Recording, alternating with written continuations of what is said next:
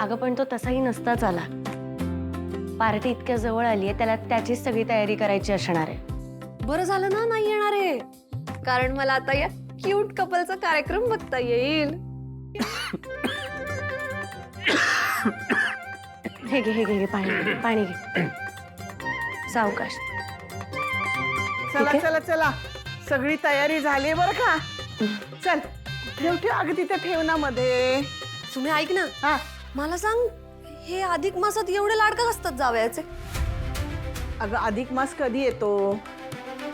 3 वर्षातनं एकदा. बरोबर आहे.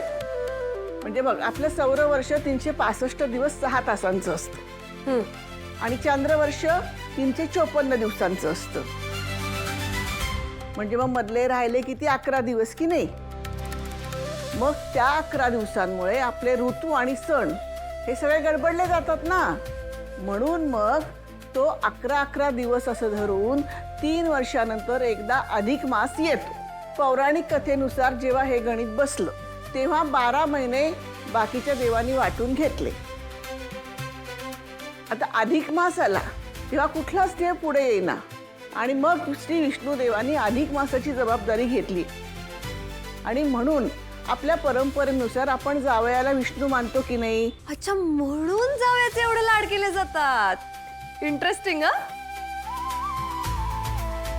पण मी काय म्हणते, आज तर एकच जावई आलाय, मग सगळे लाड एकच जावयाचे होणार हो ना. आता त्याला काय करायचं.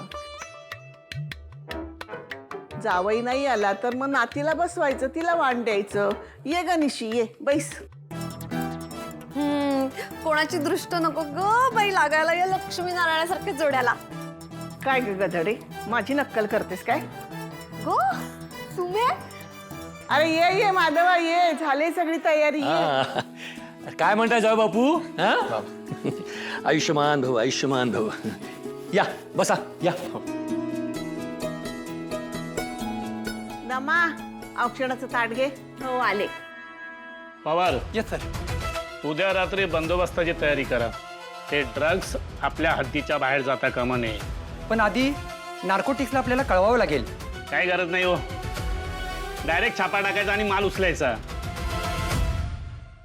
त्यानंतर सगळ्या पेपरवर फ्रंट पेजला माझाच फोटो आणि मग मॅडम माझ्याकडेच.